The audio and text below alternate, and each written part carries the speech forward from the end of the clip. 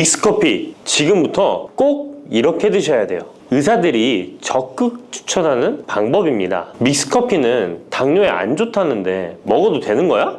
요즘 이렇게 질문하고 있지 않으신가요? 결론부터 말씀드리면 어떻게 먹는지에 따라 믹스커피는 건강에 도움이 될 수도 있고 안 될 수도 있습니다. 그래서 잘 알고 먹어야 하는 거죠. 지금부터 믹스커피에 대한 모든 것을 자세히 알아볼 텐데요. 영상 끝까지 보시면 믹스커피 성분, 효능, 부작용, 건강에 어떤 영향이 있는지와 사람에 따른 하루 권장량, 믹스커피와 같이 먹으면 정말 좋은 식품까지 그동안 몰랐던 믹스커피에 대한 모든 진실 아실 거예요. 제일 먼저 기억하실 게 믹스커피의 성분인데요. 믹스커피는 과연 어떤 성분으로 만들어졌을까요? 물론 믹스커피 제조사마다 성분이 조금씩 다르지만 가장 많이 드시는 믹스커피를 기준으로 말씀을 드릴게요. 믹스커피 성분 첫 번째는 프림입니다. 프림의 원료는 코코넛의 속살인데요. 코코넛 과육에서 채취한 식물성 지방을 분말로 만들어서 믹스커피의 프림으로 사용하는 것입니다. 근데 이 프림이 지방이니까 몸에 안 좋고 콜레스테롤 수치를 높인다 하는 분들도 있고 식물성 지방이라서 오히려 몸에 괜찮다 하는 분들도 있는데요. 어떤 게 맞는 걸까요? 정확히 말하자면 프림에 들어있는 지방은 코코넛에 추출한 식물성 지방이 맞긴 하지만 콜레스테롤을 대놓고 올리는 나쁜 포화지방이 맞습니다. 그런데 여기서 기억하셔야 할 것이 있는데요. 프림에 사용되는 주요 성분인 야자유는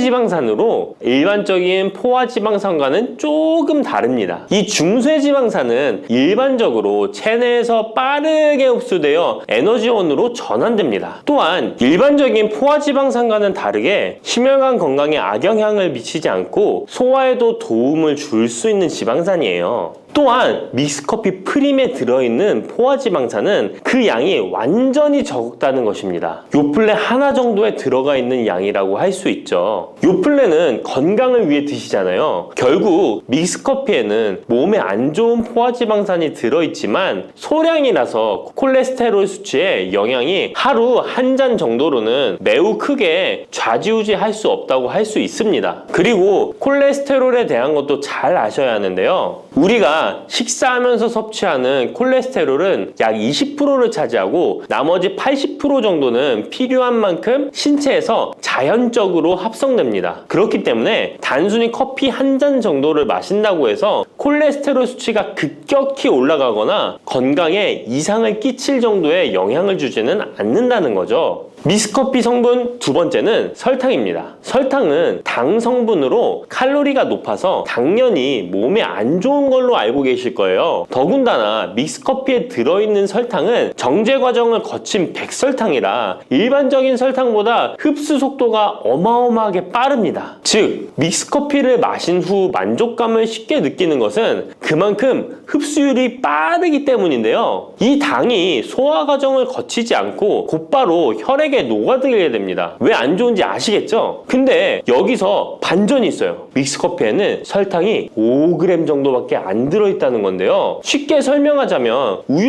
200ml 한 잔이 칼로리가 135칼로리 정도 되고요. 단순당 함량은 10g 정도 됩니다. 그리고 콜라 한 캔의 칼로리는 100칼로리 정도 되고 단순당 함량이 27g 정도 됩니다. 그리고 요구르트는 큰 거 말고 작은 요구르트도 칼로리가 45칼로리에 단순당 함량도 9g 정도 되는데요. 그렇다면 믹스커피 한 잔에 들어있는 칼로리는 얼마나 될까요? 믹스커피 한 잔에는 칼로리가 50칼로리 정도 들어있고요. 단순당은 6g 정도 들어있어요. 칼로리를 먼저 보자면 작은 요구르트 한 병 정도 수준인 거예요. 콜라랑 비교해봐도 콜라 절반 정도 수준이고 우유 200ml 한 잔하고 비교하면 3분의 1 정도 되는 거예요. 우유는 건강에 좋다고 드시는 경우가 많은데 칼로리로만 보면 믹스커피가 더 좋아 보이죠? 물론 칼로리만 비교할 수는 없겠죠. 그 다음에 단순당을 한번 비교해 볼게요. 단순당이 믹스커피 한 잔이 5g인데 작은 요구르트랑 비교해도 절반 정도 수준이고 콜라 한 캔이랑 비교하면 6분의 1 정도 수준이에요. 그리고 우유 200ml랑 비교해도 절반 수준인 거죠. 이렇게 비교하면 요구르트나 우유, 콜라 절대 먹지 말아야 하는 거 아니야? 이렇게 생각하실 수 있는데 그게 아니고요. 믹스커피가 그만큼 칼로리와 단순당이 생각하시는 것보다는 적다는 거예요. 칼로리와 단순당이 높으면 당연히 몸에 안 좋을 수 있는데 생각하시는 것처럼 믹스커피에 많지 않고 적응량이니 하루에 5잔, 6잔씩 매일 꾸준히 드시는 거 아니면 심각한 질환을 초래할 만큼 영향을 끼치지는 않습니다. 그러면 하루에 몇 잔까지 먹는 게 괜찮을까요? 일단 당뇨가 있거나 당이 높으신 분들은 하루 1잔 정도가 적당한데요. 식후 3시간 정도 후에 드시는 걸 추천드립니다. 그리고 당 체크를 계속 하시니 당 수치가 높지 않으시면 2잔 정도까지 드셔도 괜찮으실 거예요. 당뇨가 없으신 일반인 분들은 하루에 2잔에서 3잔까지도 상관이 없으시고요. 그렇다고 이를 매일매일 드시는 것은 적은 양이라도 몸속에 쌓이기 때문에 그리 좋지는 않다는 거 다들 알고 계시죠? 그래도 건강을 위해 미리 예방하는 차원에서 식후 바로 드시지 마시고 2시간 정도 후에 드시면 좋습니다.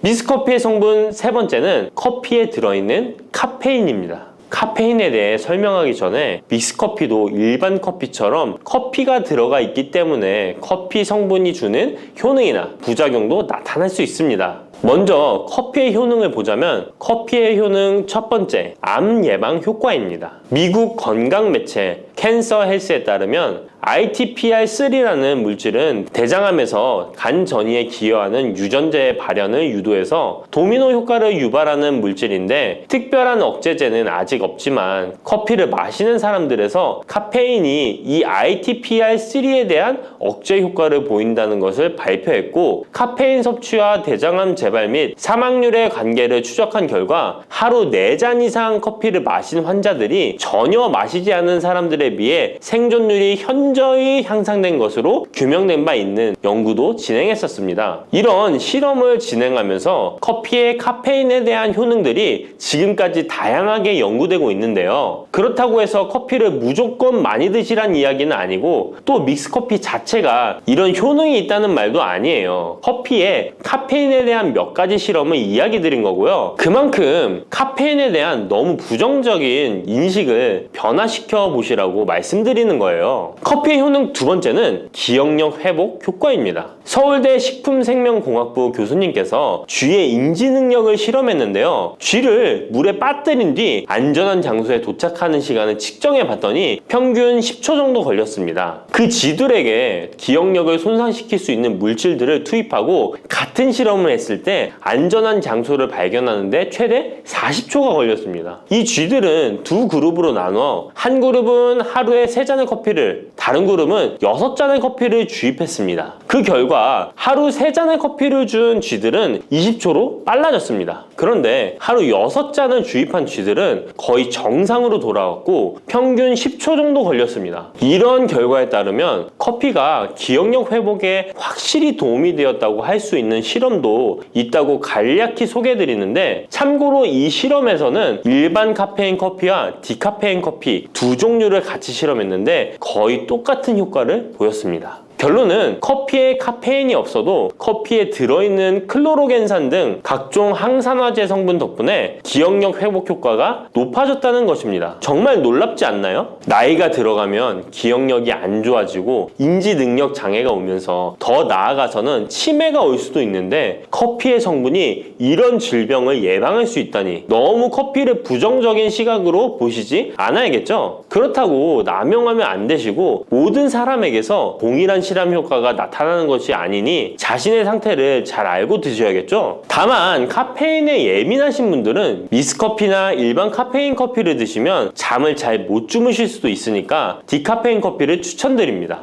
그리고 역류성 식도염, 위염 같은 위장 질환이 있으신데 커피는 드시고 싶은 분들은 될 수 있으면 디카페인 커피를 드시면 되겠죠? 커피의 효능 세 번째는 혈당 조절 효과입니다. 전 세계적으로 대사증후군을 앓고 있는 사람이 10억 명이 훨씬 넘는다고 하는데요. 이처럼 많은 사람들이 모든 질병의 근원이라고 불리는 대사증후군을 가지고 있습니다. 최근의 연구들은 커피가 대사증후군의 발병 위험을 감소시킨다는 것을 보여주고 대사증후군의 발병 위험률을 감소시킨다는 것을 보여주고 있는데요. 커피에 대한 매우 흥미로운 연구 논문을 소개하겠습니다. 이 연구는 하루에 5잔의 카페인을 마신 사람들과 카페인이 없는 커피를 마신 사람들을 비교했습니다. 카페인 커피를 마시는 사람과 카페인 없는 커피를 마시는 사람은 커피를 마시지 않는 사람에 비해 당 섭취 2시간 후 혈당이 13.1%나 크게 떨어졌습니다.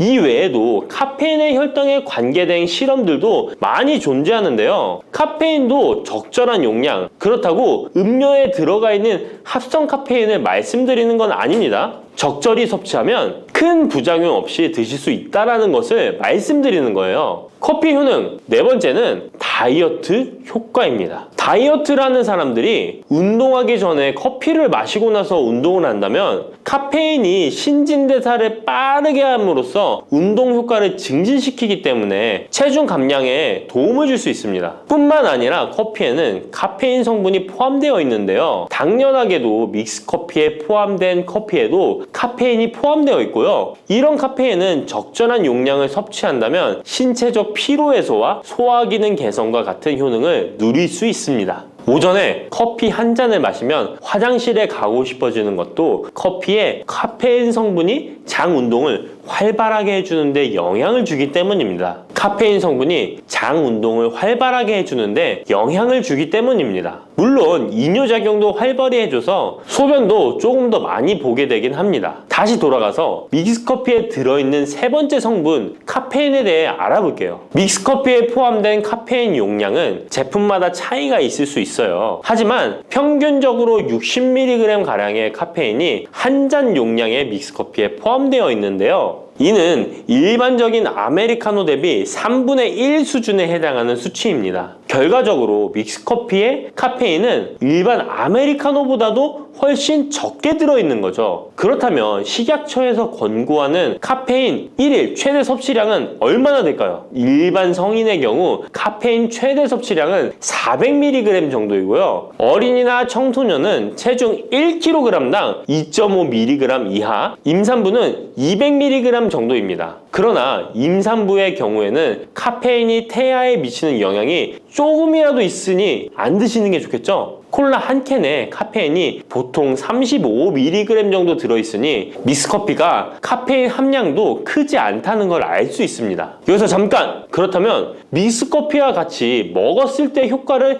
극대화시킬 수 있는 식품이 있을까요? 커피와 같이 먹으면 좋은 음식, 첫 번째는 강황입니다. 노란 빛깔의 강황가루를 넣은 커피를 골든 라떼라고도 부르고 있습니다. 강황이 몸에 좋다는 사실이 알려지면서 이미 미국과 유럽 등 전 세계적으로 엄청난 인기를 끌고 있는 새로운 종류의 커피 중 하나인데요. 강황에 함유된 커큐민 성분에는 강력한 항염 효과를 지니고 있어서 체내의 염증 유발 물질을 억제하며 암세포가 발생하고 증식되는 위험을 낮춰줍니다. 또한 우울증을 완화하는 데도 도움이 되며 기억력을 개선하고 치매를 예방하는 등의 다양한 효능을 가지고 있습니다. 강황 커피는 커피 한 컵에 강황 한 티스푼을 넣어 마시면 좋은데요. 강황 속의 커큐민은 우리 몸에 굉장히 흡수되기 어려운 성질을 가지고 있습니다. 그래서 세계적으로 유명한 원료 기업들은 각 기업마다의 커큐민 흡수율을 높인 특허 원료를 만들어내곤 하는데 간단하게 흡수율을 높일 수 있는 방법이 있습니다. 바로 후추입니다. 미국 텍사스 주립대학에서 실시한 연구 결과 강황의 커큐민은 후추의 페페린과 만나면 흡수율이 2000%까지 높아지는 것으로 나타났습니다. 강황 커피에 후추를 아주 살짝 넣어 드시면 건강 개선 효능을 높일 수 있으며 만약 향이 강하다고 느껴지신다면 우유를 조금만 넣어 드셔도 아주 좋습니다. 믹스커피와 같이 먹으면 좋은 음식 두 번째는 계피입니다. 커피에 계피를 넣으면 아주 향긋한 커피를 즐길 수 있어요. 후추와 정향에 이어 세계 3대 향신료 중 하나인 계피는 이미 수천 년 동안 약재로 사용되어 왔으며 여러 연구를 통해 계피의 다양한 효능이 입증되어 왔습니다. 커피의 원료 생산지인 멕시코에서도 커피에 시나몬 스틱을 넣은 커피를 즐겨 마신다고 합니다. 미국 당뇨협회가 발표한 연구에 따르면 제2형 당뇨병 환자에게 계피를 투여하자 혈당 중성지방 수치는 낮아지고 좋은 콜레스테롤 수치는 높아졌다고 해서 블랙커피에 계피 2분의 1 티스푼을 넣은 후에 섞어 마시는 것이 황금 비율이라고 하니 한번 참고해서 드셔보시면 좋을 것 같네요. 특히 혈액순환에도 아주 좋습니다. 믹스커피와 같이 먹으면 좋은 음식 세 번째는 생강입니다. 강력한 항산화 성분을 가진 생강은 커피에 넣어 함께 곁들여 마시면 생강의 알싸한 맛이 부드러워지면서 향긋한 생강커피를 즐길 수 있습니다. 생강의 매운맛을 내는 쇼가올과 진저롤 성분이 혈중 콜레스테롤을 낮춰서 동맥경화나 뇌경색 등을 예방하며 항염, 항암 효과가 뛰어나서 암을 유발하는 종양세포의 성장을 억제하는 등의 다양한 효능을 지니고 있습니다. 특히 기관지를 확장시키는 효과가 있어서 기관지염이나 천식, 비염을 달고 사시는 분들은 자주 섭취하시면 아주 좋습니다. 추가로 생강에는 디아스타제라는 단백질 분해 요소가 있어서 식후 커피에 생강가루를 넣어 마시면 장 운동을 촉진해 더부룩한 속을 해소하는 데에도 도움을 얻을 수 있습니다. 드시는 방법은 커피 한 컵에 생강가루 한 티스푼을 넣어 드시면 되고, 생강의 맛이 걱정되신다면 처음에는 조금씩 넣어서 서서히 맛을 익혀가는 것도 좋은 방법이라고 할 수 있습니다. 제가 말씀드린 방법이 무조건 믹스커피를 먹어라 먹지 말아라 하는 말은 아니고, 믹스커피에 대한 오해와 건강을 걱정하시는 분들께 어떤 식으로 먹으면 조금이나마 건강에 대한 걱정을 덜게 만들어 줄까 하는 의문에서 시작한 것이기 때문에 오해 말고 편안하게 들어주시면 좋겠습니다. 따뜻한 생강차 한 모금이 생각이 많이 나는데요, 저는 꼭 생강을 사다가 꿀을 넣은 생강청을 해놔서 자주 마시곤 합니다. 알싸한 생강차를 마시면 몸이 따뜻해지는 게 느껴지더라고요. 몸이 차신 분들은 생강이 몸을 데우는데 효과가 있다고 많이 들어보셨을 거예요. 과연 진짜 이 생강은 우리의 몸을 따뜻하게 해주는 효과가 있을까요? 또 어떤 방법으로 먹어야 효과가 좋을지 같이 알아볼게요. 생강은 다양한 건강 효능을 가지고 있어 요즘 많은 사람들이 주목하는 식품 중 하나인 거 알고 계시나요? 생강은 우리 몸에 여러 가지 유익한 성분들이 함유되어 있는데요, 그 중에서도 진저론, 쇼가올, 진저롤 성분들은 생강의 특유의 매운맛과 향을 내는 성분들이기도 합니다. 특히 이 성분들은 노년층에게도 유익한 성분이라서 건강관리에 큰 도움이 될 수 있는데요, 주목할 만한 생강의 대표적인 성분 3가지 바로 소개해 드릴게요. 생강의 첫 번째 성분은 진저론입니다. 진저론은 생강에서 가장 대표적인 활성 성분으로 생강의 매운맛과 특유의 향을 담당하고 있는데요, 진저론은 항산화 효능이 뛰어나며 세포 손상을 막아주고 노화를 예방하는 데 도움이 됩니다. 또한 진저론은 소염 작용을 가지고 있어 염증을 줄이고 통증 완화에도 효과가 있는데요, 류머티즘 관절염, 근육통, 기타 염증성 질환에 이 성분이 도움을 줄 수 있고 면역력을 증강시키는데 중요한 역할을 해서 특히 면역력이 약해질 수 있는 노년분들에게 매우 유익한 성분입니다. 생강의 두 번째 대표 성분은 쇼가올입니다. 쇼가올은 생강을 건조하거나 가열했을 때 생기는 물질인데요, 이 성분은 항암 효과가 있다고 알려져 있어 암 예방에 효과가 있습니다. 쇼가올은 진저론보다 강력한 항염증 작용을 하는데요, 이 성분은 염증을 유발하는 물질인 프로스타글란딘의 생성을 억제하는데 매우 효과적인 것으로 밝혀졌습니다.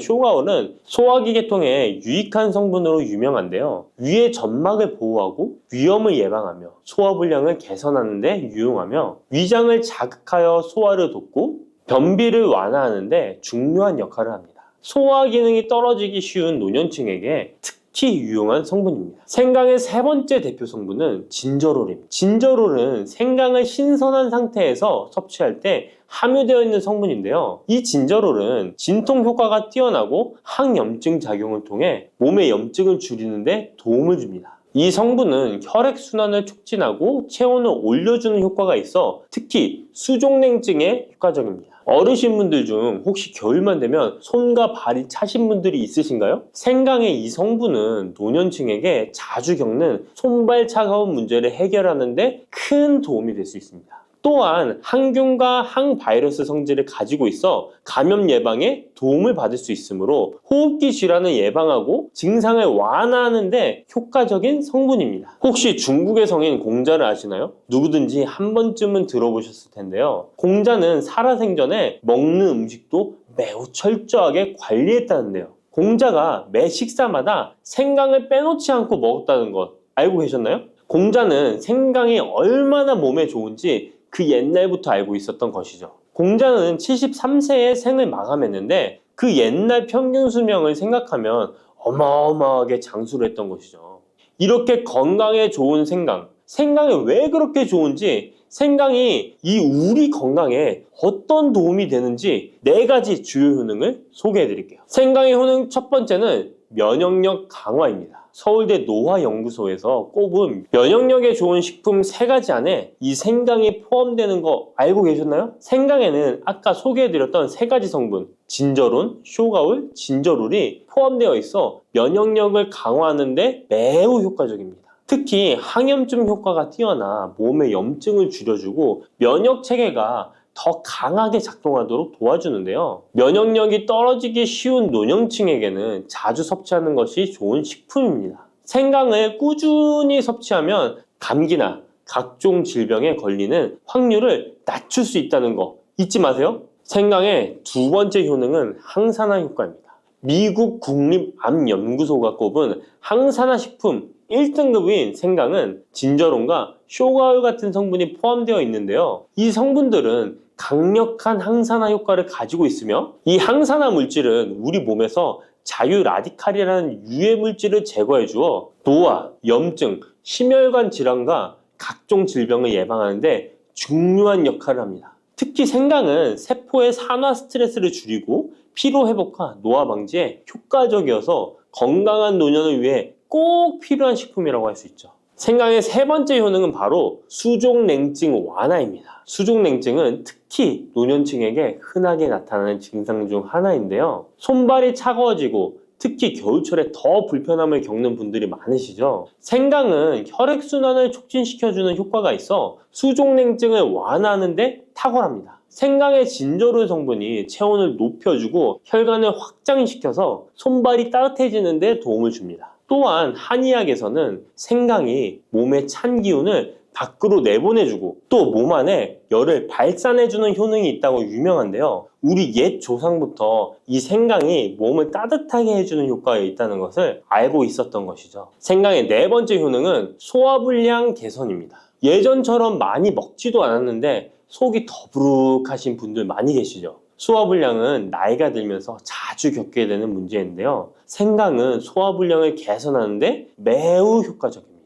생강에 포함된 쇼가울 성분은 위장의 운동을 촉진시키고 위염을 예방하는 데 도움이 되는데요. 또한 메스꺼움이나 구토 증상을 완화시켜주기 때문에 특히 소화기 계통에 문제가 있는 분들에게 좋습니다. 그런데 이렇게 좋은 생강 그냥 차로만 드시고 계시는 분 많으시죠? 각 방법은 그에 맞는 효능을 더욱 잘 발휘할 수 있기 때문에 여러 방법으로 생강을 활용하는 것이 좋습니다. 차로 드시는 것 말고도 여러 가지 섭취하는 방법에 대해 자세히 알려드릴게요. 첫 번째 방법은 가장 간단한 방법으로 생으로 먹는 것입니다. 생강을 얇게 썰어서 샐러드나 요리에 넣어 먹을 수 있는데요. 생으로 먹을 경우 생강의 모든 효능을 그대로 섭취할 수 있으며 항산화와 항염 효과를 가장 잘 느낄 수 있습니다. 물론 그 특유의 매운맛이 강하기 때문에 매운맛을 좋아하지 않는 분들은 식초에 절여주거나 물에 조금 담가 매운기를 확 빼고 드시거나 생으로 조금 먹는 것이 좋습니다. 2번째 방법은 생강을 말려서 먹는 방법입니다. 생강을 건조해서 차나 국물에 넣어 먹을 수 있는데요. 볕이 잘 들고 통풍이 잘 되는 곳에 말리셔도 되고 아니면 음식 건조기에 넣고 말리셔도 됩니다. 말린 생강은 소화 기능을 더욱 돋고 소염작용을 강화하는 데 효과적입니다. 또한 말린 생강은 장시간 보관이 가능하고 생강의 매운맛이 부드럽게 중화되어 편하게 섭취 가능한데요. 체온을 높여주는 효과가 있어 겨울철에 특히 유용합니다. 차로 끓여 마시면 몸을 따뜻하게 해주고 피로 회복에도 도움이 됩니다. 3번째 방법은 생강을 가루로 내서 먹는 방법입니다. 생강가루는 다양한 요리에 활용할 수 있고 특히 음료나 디저트에 넣어 먹기에 좋은데요. 혹시 진저맨 쿠키라고 들어보셨나요? 크리스마스에 자주 보이는 쿠키인데요. 외국에서는 진저맨 쿠키라고 쿠키 반죽에 생강가루를 넣어 겨울철 생강을 먹기 싫어하는 아이들에게 주는데요. 이렇게 가루 형태로 만들게 되면 생강의 매운맛을 부드럽게 즐길 수 있고 물에 타서 마시거나 다양한 요리에도 넣어 드실 수 있고 또한 소화 기능을 돕고 약간의 진통 효과까지 누릴 수 있습니다. 그냥 생강만 드시게 되면 너무 맵다고 하시는 분들 있으신가요? 혹시 생강의 향이 너무 강해서 조금 옅게 드시고 싶은 분도 있으실 텐데요. 그런 분들은 주목해 주세요. 생강과 잘 어울리는 식품 몇 가지 소개해 드릴게요. 생강과 잘 어울리는 식품 첫 번째는 레몬입니다. 레몬과 생강은 궁합이 아주 좋은데요. 레몬은 비타민C가 풍부해서 면역력 강화에 도움을 주고 생강은 항산화 작용을 하는데요. 두 가지를 함께 섭취하면 서로 효과가 극대화돼서 특히 감기 예방에 탁월합니다. 또한 레몬은 소화 촉진에 도움을 주며 생강도 소화불량 개선에 뛰어난 효능이 있는데요. 이 둘을 함께 드시면 소화 기능이 개선되고 면역력 강화와 항산화 효과까지 배가 된다는 것 잊지 마세요. 생강과 레몬은 레몬 생강차나 레몬과 생강을 함께 넣은 샐러드로 드시는 것을 추천드립니다. 생강과 궁합이 좋은 식품 두 번째는 강황입니다. 강황은 생강과 함께 먹으면 항염증, 항암, 면역력 증진 효과가 매우 강력해지는데요. 강황의 주성분인 커큐민은 항염증과 항산화 작용이 뛰어나 생강의 진저론, 쇼가올, 진저롤과 함께 염증을 줄이고 세포 보호 효과를 극대화할 수 있습니다. 또한 강황은 면역력을 강화하는 데도 중요한 역할을 하는데요.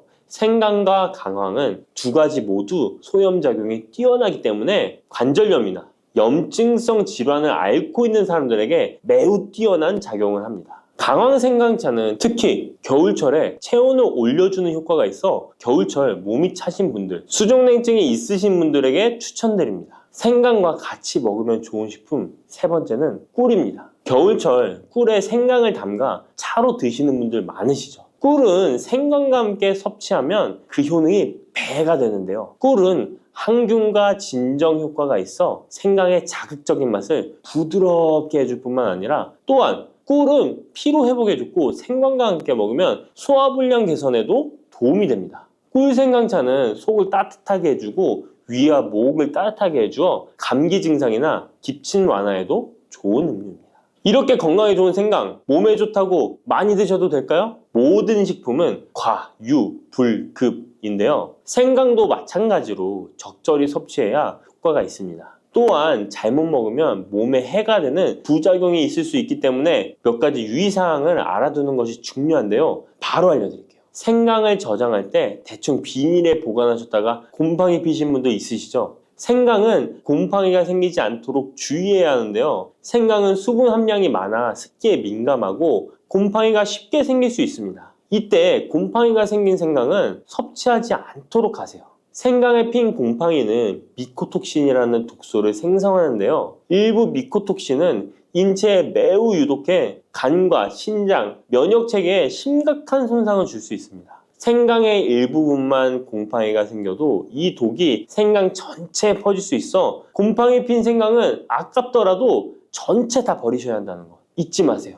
곰팡이가 피지 않도록 생강을 보관할 때는 통풍이 잘 되는 곳에 보관하고 습기가 많은 곳은 피하는 것이 좋습니다. 생강은 많은 효능을 가지고 있지만 과다 섭취할 경우 부작용이 있을 수 있는데요. 너무 많이 지나치게 먹으면 속이 쓰리거나 위염이나 위장장애를 일으킬 수 있습니다. 하루에 2에서 3g 정도로 섭취하는 것이 적당하며 위장에 민감한 분들은 조금 더 적은 양을 섭취하는 것이 좋다는 것 기억하세요.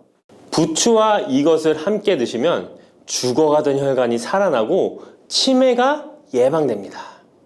부추에는 항산화 성분과 각종 비타민, 칼슘, 칼륨 등의 미네랄 성분이 풍부하여 간 해독에 좋고 콜레스테롤을 낮추며 당뇨 예방과 조절에 도움이 되고 심혈관 질환을 예방하는 데에도 탁월한 효능이 있습니다. 부추가 건강에 도움이 된다는 사실은 많은 분들이 알고 계시지만 부추의 효능에 대해 자세히 알고 계신가요? 부추의 효능, 함께 먹으면 보약이 되는 음식과 부추를 드실 때 주의할 점, 그리고 부추의 특별한 조리법까지 모두 알려드릴게요. 같이 먹으면 좋은 음식 첫 번째는 두부입니다. 두부는 기본적으로 단백질이 풍부하며 리놀렌산, 레시틴, 피토스테롤 등의 성분이 풍부해서 몸 안에 콜레스테롤 수치를 낮춰주고 혈액순환을 원활하게 하여 동맥경화, 심근경색, 뇌출혈 등의 심혈관 질환을 예방할 수 있습니다. 그리고 두부는 체력과 근력을 유지하는 데 큰 도움을 주는데요. 바로 두부의 풍부한 단백질 때문이죠. 근육은 매일 일정량이 새로운 근육으로 대체되기 때문에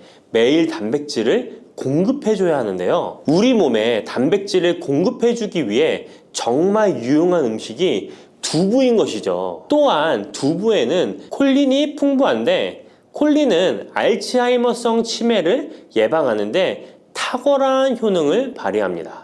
그리고 두부는 건강하게 장수하는 데 도움이 되는데요. 많은 과학자들의 연구 결과 건강하게 장수한 사람들의 특징이 식물성 단백질을 꾸준히 섭취했다는 사실을 발견했고, 동물성 단백질을 식물성 단백질로 바꿔 섭취했을 때 사망의 위험성이 낮아진다는 연구 결과도 있습니다. 이런 두부와 부추가 만나게 되면 심혈관 질환을 예방하는데 시너지 효과가 나오게 됩니다. 부추의 풍부한 황화아릴 성분이 혈관 내의 노폐물을 제거해주고 나쁜 콜레스테롤도 녹여주는 효과가 있는데요. 그렇게 되면 혈액은 깨끗해지고 혈액순환이 원활하게 되어 심혈관 질환을 예방할 수 있습니다. 그리고 부추에는 칼륨이 풍부한데요. 칼륨은 혈관 내에 나트륨을 배출해주는 작용을 합니다. 나트륨의 농도가 높아지면 고혈압이 발생하고 증세가 심해지면 치매까지 유발할 수 있는데요. 부추의 칼륨이 나트륨을 배출해 주어 혈관의 문제를 미리미리 예방하여 고혈압뿐만 아니라 혈관성 치매까지 예방하는 효과를 누릴 수 있답니다. 문제는 부추를 먹어 이렇게 혈액순환이 좋아진다 해도 혈관 내에 호모시스테인이라는 성분은 부추를 드시는 것으로는 해결되지 않습니다. 호모시스테인은 체내에서 메티오닌이 대사되는 과정에서 생성되는 아미노산입니다. 이 호모시스테인이 혈관에 쌓이게 되면 혈관을 손상시키고 혈액 응고를 촉진하므로 심혈관 질환이 급증할 수 있습니다. 그런데 이때 두부를 함께 드시게 되면 혈관 내 호모시스테인을 제거하는데 놀라운 효과를 볼 수 있는데요. 바로 두부의 풍부한 엽산이 호모시스테인을 몸 밖으로 배출해 주는데 탁월하기 때문이죠. 이 엽산이 호모시스테인을 다시 메티오닌으로 전환시켜 독성을 완화시킬 수 있습니다. 앞에 말씀드렸다시피 두부에 단백질이 풍부하다는 사실은 알고 계실 거예요. 그런데 단백질의 양이 고기보다 훨씬 많다는 사실은 모르셨죠? 나이가 들수록 고기가 소화가 잘 안 되어 잘 안 드시게 되는 분들이 많이 있습니다. 그리고 우리나라 성인들의 단백질 섭취량이 많이 부족하다는 통계 자료도 있습니다. 두부를 드시게 되면 부족한 단백질을 충분히 보충해 주어 근육을 튼튼하게 하는 데 도움이 되고, 이는 관절염과 통증을 예방하는 데에도 도움이 되는 것이죠. 그리고 두부에는 이소플라본이란 성분이 많이 들어있는데요. 이소플라본은 칼슘의 흡수를 도와주고 뼈에서 칼슘이 빠져나가는 증상까지 막아주는 효능이 있습니다. 이런 효능으로 노년기 골다공증을 예방하는 데 큰 역할을 해줄 수 있죠. 다만 이런 두부는 찬 성질을 가지고 있어 몸이 찬 분들이 드시면 소화가 잘 안 될 수 있는데요. 부추와 함께 드시면 이런 문제를 해결할 수 있습니다. 부추는 따뜻한 성질을 가지고 있기 때문에 두부의 찬 성질을 중화시켜 줄 수 있습니다. 그럼 두부와 부추를 함께 드시는 방법 알려드릴게요. 먼저 두부를 면포에 담아 물기를 빼주며 으깨주세요. 으깬 두부와 잘게 썬 부추에 계란을 넣어 반죽을 해줍니다. 그리고 달궈진 팬에 기름을 넣어 주시는데요. 이때 기름은 오메가3가 풍부한 올리브유나 들기름을 사용해 주세요. 반죽을 넣고 잘 부쳐주면 두부 부추전이 완성됩니다. 두 번째, 부추와 함께 먹으면 보약이 되는 음식은 사과입니다. 부추를 사과와 함께 드시게 되면 사과의 풍부한 항산화 물질들이 혈관을 보호하고 유기산이 우리 몸의 신진대사를 촉진해 주어 몸속에 생성되는 발암 물질들을 몸 밖으로 빠르게 배출시켜 줍니다. 부추의 효능 중 가장 중요한 것 중에 하나가 바로 이 항암 효과인데요. 부추에 있는 다양한 영양 성분과 식이섬유, 항산화 물질들 덕분이죠. 부추에는 비타민 A, 비타민 C와 같은 항산화 물질이 풍부합니다. 이 항산화 물질은 세포를 손상시키고 염증을 유발하며 노화를 촉진하는 활성산소를 제거하는 역할을 해주고 암세포의 활성을 억제하는 효능이 있습니다. 특히 비타민 A는 면역체계를 강화시켜주어 우리 몸이 암세포와 싸워 이길 수 있는 힘을 높여주는 역할을 해준답니다. 세포를 손상시키는 주범에는 프리라디칼이란 물질이 있는데요. 프리라디칼의 체내 농도가 높아지면 암세포의 발생이 급격하게 올라가게 됩니다.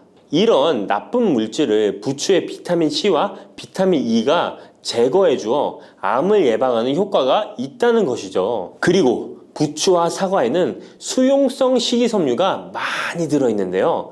이 식이섬유는 소화 기능을 건강하게 유지할 뿐만 아니라 특히 대장암 같은 소화계통의 암을 예방하는 데 큰 도움을 줍니다. 그리고 식이섬유가 풍부한 부추와 사과는 혈당 관리에 도움을 주어 당뇨를 예방하고 개선하는데 큰 역할을 하는데요. 식이섬유는 혈관 내에 콜레스테롤을 배출하는 데 도움을 주고 당 성분이 장에서 천천히 흡수되도록 해주어 혈당이 급격히 오르는 것을 방지해 줍니다. 이렇게 되면 췌장에서 인슐린이 분비되는데 충분한 시간을 벌어주어 췌장이 혹사되는 것도 예방해 주는 것이죠.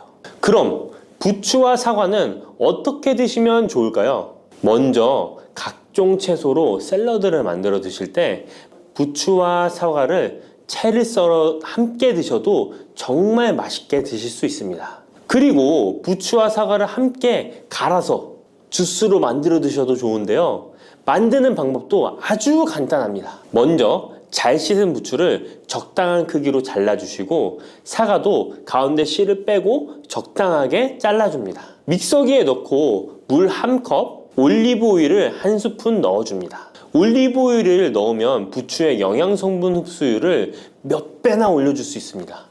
이렇게 넣고 갈아주기만 하면 부추 사과 주스 완성입니다. 세 번째, 부추와 함께 먹으면 보약이 되는 음식은 돼지고기입니다. 부추의 강력한 생명력은 지친 간을 되살리는데도 그 효능이 뛰어나 간에 쌓인 독소를 제거하는데도 효과적인데요. 부추에 함유된 베타카로틴과 클로로필 같은 간세포를 보호하고 간의 재생을 촉진해주는 역할을 해줍니다. 그리고 부추에 함유된 사포닌 성분은 지방간을 예방하고 간의 부담을 덜어주는데 많은 도움을 줄 수 있습니다. 또한 황화알릴이라는 성분이 풍부한데 이 성분은 간의 면역력을 강화해주고 간의 여러 질환을 예방해주는 효능이 있습니다. 여러분 혹시 글루타치온이라는 영양제 들어보셨나요? 부추에는 체내에서 이 글루타치온을 합성할 때 필요한 황화합물이 풍부하여 간의 해독작용을 높여줄 수 있습니다. 이때 돼지고기를 부추와 함께 드시면 우리 몸에 보약이 되는데요. 부추의 알레신 성분이 돼지고기의 비타민 B1의 흡수율을 높여줍니다. 또한 부추의 따뜻한 성질이 돼지고기의 찬 성질을 보완해 주어 소화가 잘 되도록 도와주고 위장 건강에 도움을 줄 수 있습니다.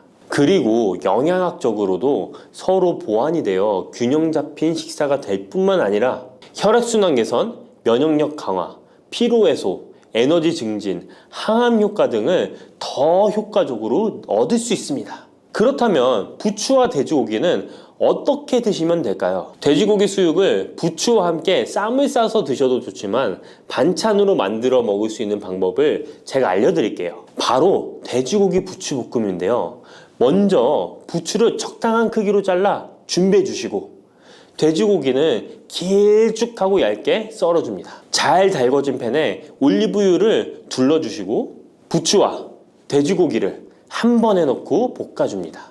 이때 대파와 다진 마늘을 넣어주시고 간장으로 간을 해주시면 됩니다. 다 볶아진 후에 들기름을 살짝 곁들여 주시면 고소함이 폭발할 뿐만 아니라 영양도 만점인 보약 반찬이 완성됩니다. 참고로 돼지고기 대신 오리고기를 사용해도 훌륭한 요리가 된답니다. 네 번째, 부추와 함께 먹으면 보약이 되는 음식은 브로콜리입니다.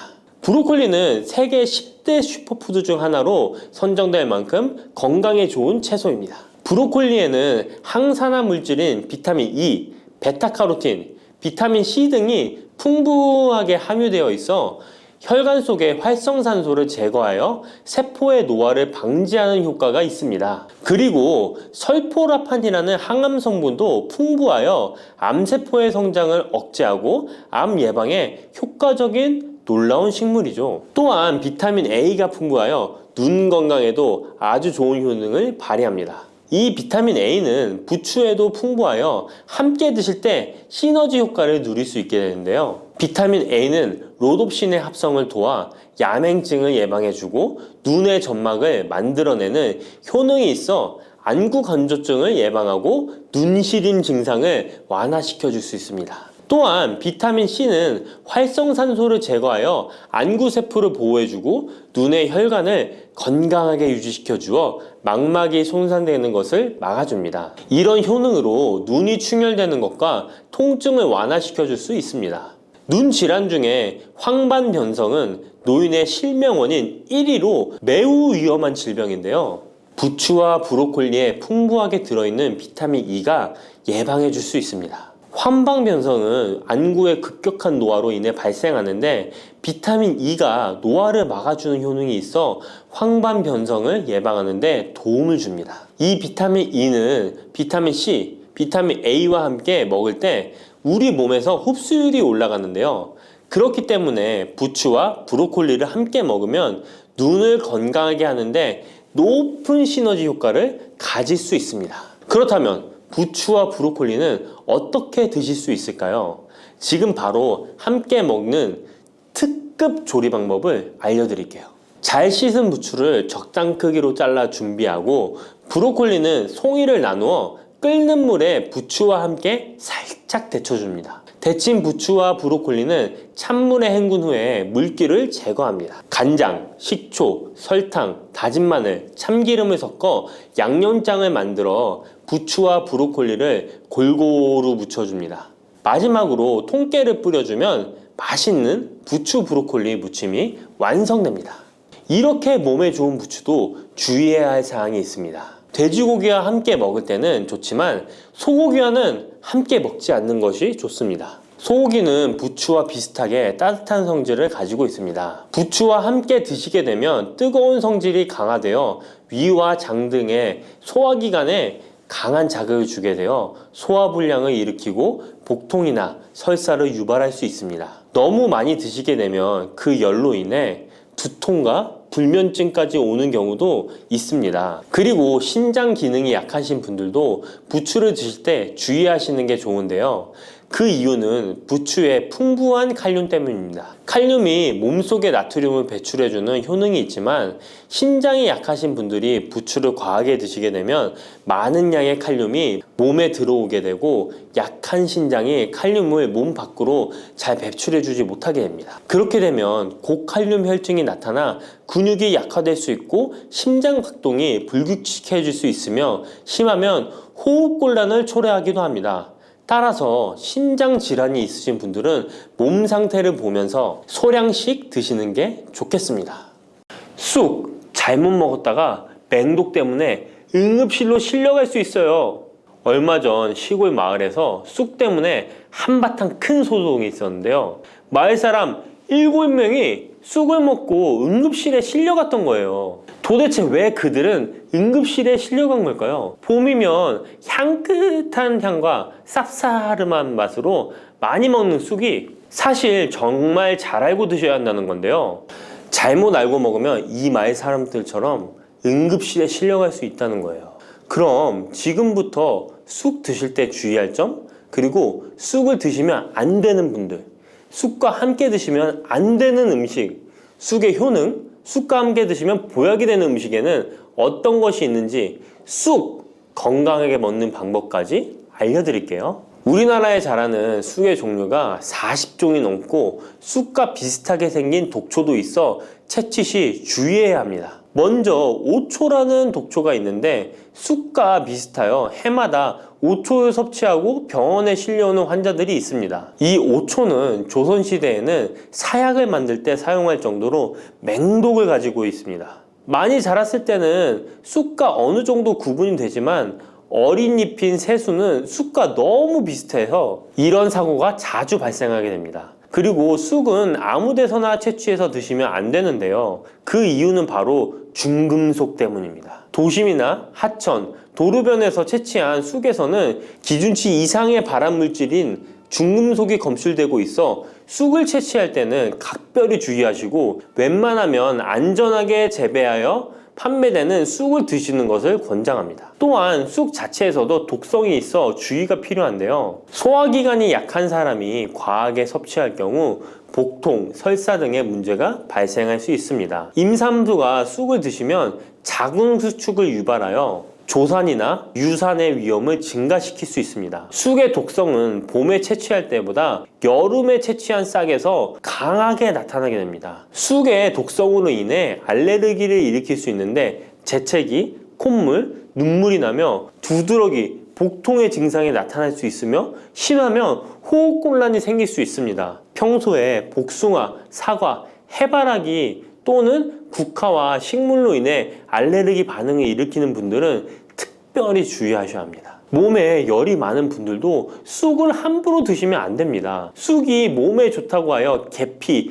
대추 또는 각종 야채를 넣어 차를 끓여 드시기도 하고 물 대신 드시거나 쑥즙을 내어 드시는 분들이 계신데요. 평소 몸에 열이 많은 분들은 절대 이렇게 드시면 안 됩니다. 한의학에서 생쑥은 따뜻하고 익힌 쑥은 뜨겁고 매운 성질을 가지고 있는 식물이라고 합니다. 몸에 열이 많은 분들이 쑥을 저렇게 드시면 몸에 지나치게 많은 열이 발생해 특히 가슴과 머리 쪽으로 올라가게 되는데 이 열로 인해 혈압이 올라가고 심장병의 원인이 될 수도 있습니다. 이런 쑥을 드실 때는 함께 먹는 음식도 중요한데요. 절대로 함께 드시면 안 되는 음식은 우유입니다. 요즘 쑥을 이용해 케이크도 만들고 음료로 쑥 라떼 같은 것도 인기가 높은데요. 쑥의 효능들이 우유와 함께 먹으면 전부 사라지게 되는데요. 우유의 카제인 단백질이 쑥에 있는 폴리페놀과 결합하여 몸에 흡수되지 않고 배출되도록 만들기 때문입니다. 따라서 아무리 좋은 쑥도 우유와 함께 드시면 전혀 소용이 없다니 정말 아쉽죠.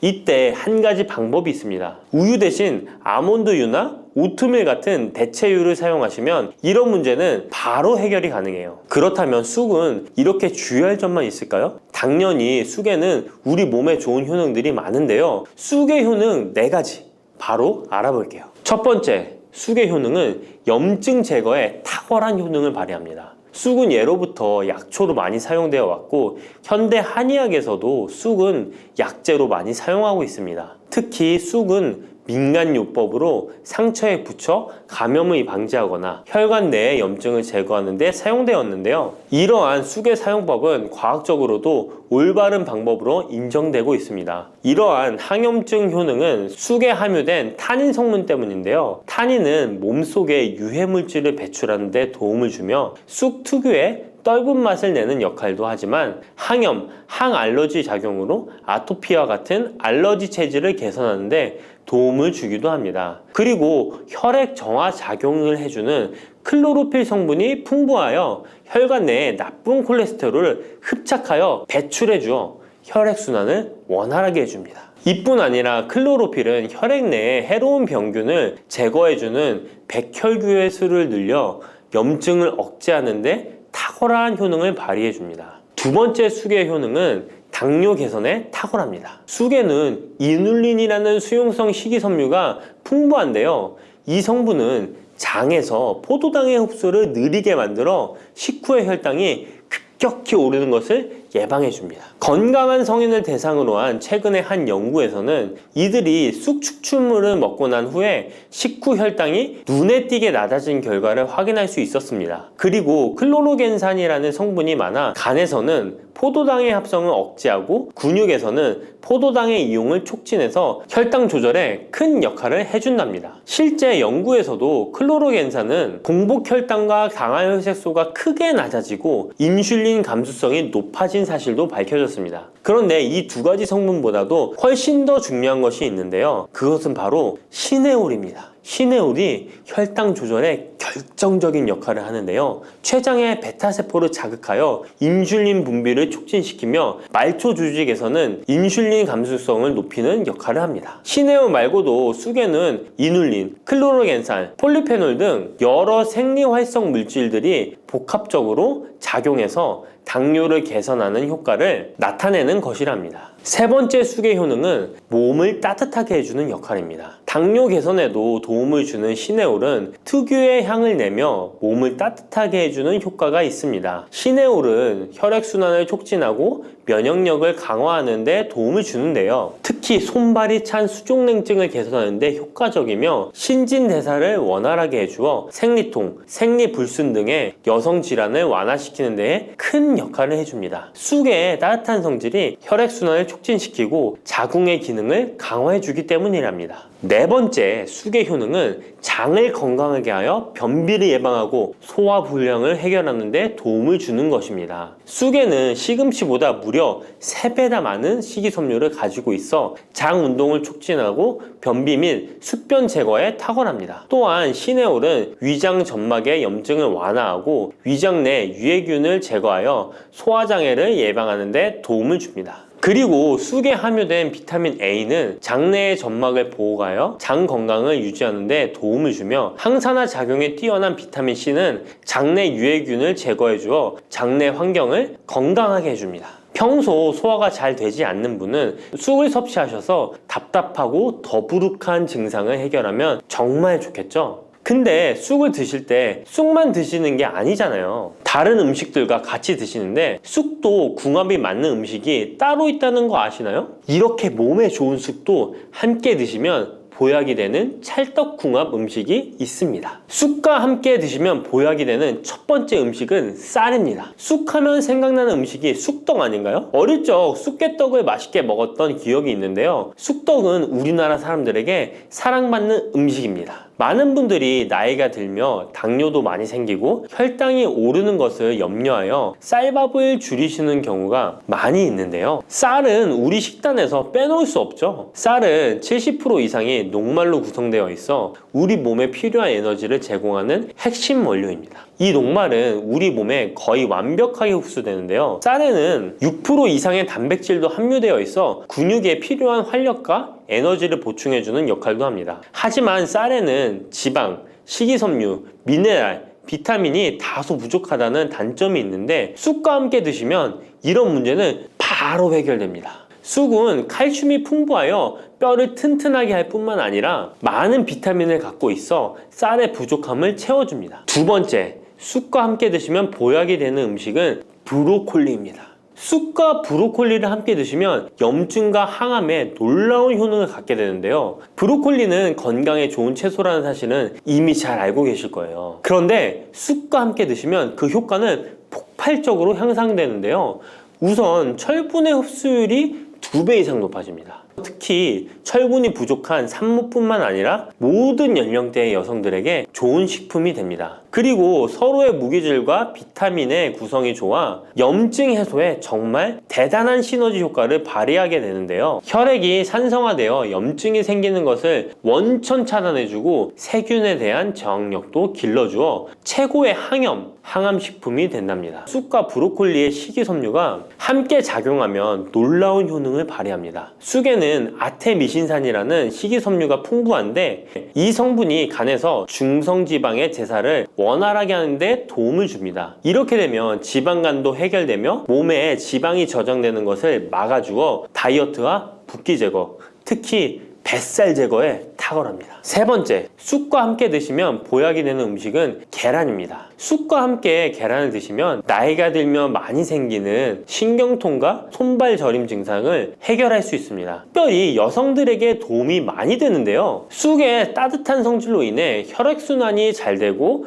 몸의 붓기와 독소를 제거해주는 효과가 좋아 신경통, 저림 같은 증상을 진정시키는데 놀라운 효능을 발휘하는 것입니다. 계란의 단백질과 쑥이 만나 근육을 단단하게 만들어줍니다. 계란에는 단백질과 항산화 성분이 풍부하지만 비타민 C가 부족한데 쑥에 많은 비타민 C가 있어 계란의 부족한 부분을 채워줍니다. 쑥의 칼륨과 미네랄은 혈액 속에서 세포의 균형을 지켜주고 폐를 정화하여 폐 질환도 완화시켜줍니다. 또한 골다공증과 같은 뼈 질환을 예방해주기도 합니다. 그리고 쑥과 계란을 함께 드시면 뇌 건강에도 좋은데요. 계란의 콜린과 쑥의 비타민이 함께 기억력과 인지 능력을 향상시켜주고 뇌세포를 보호하여 치매를 예방해줍니다. 네 번째, 쑥과 함께 드시면 보약이 되는 음식은 콩나물입니다. 콩나물과 쑥은 식이섬유와 필수 아미노산이 풍부하여 소화 기능을 강화시키는데 탁월한 시너지를 발휘합니다. 콩나물에는 다양한 비타민과 미네랄이 풍부하여 자연적인 비타민 보충제 역할을 합니다. 콩나물에는 지방이 적지만 이를 쑥과 함께 섭취함으로써 체내의 염증을 줄이고 면역력 강화에 필요한 비타민 C와 비타민 E를 보충할 수 있습니다. 쑥과 콩나물을 함께 드시면 피부 건강에도 매우 유익합니다. 콩나물이 함유된 실리카와 쑥의 비타민이 함께 작용하여 피부 탄력과 보습을 개선할 뿐만 아니라 노화를 예방하니 정말 좋은 궁합인데요. 쑥과 함께 먹으면 좋은 음식은 이렇게 많은데요. 그렇다면 쑥은 어떻게 먹어야 건강하고 맛있게 먹을 수 있을까요? 쑥떡 같은 음식은 이미 잘 알고 계시죠? 쑥을 잘 세척하여 말린 다음에 가루로 만들어 두시면 여러 요리에 사용하기 편리하고 오랫동안 보관하기에도 좋아요. 요거트에 쑥가루를 섞어 드시면 혈당 관리와 더불어 장 건강에도 도움이 됩니다. 밥 지을 때 잡곡과 함께 쑥을 넣어도 좋고 쑥 부침개, 쑥 전병 등을 만들어 드셔도 맛과 향이 좋습니다. 계란물에 쑥가루를 넣어 계란말이를 해 드셔도 되고 계란찜이나 계란국에 쑥을 넣어 드셔도 됩니다. 계란찜이나 계란말이를 만들 때 브로콜리까지 넣어 드시면 건강에 더욱 좋은 음식이 된답니다.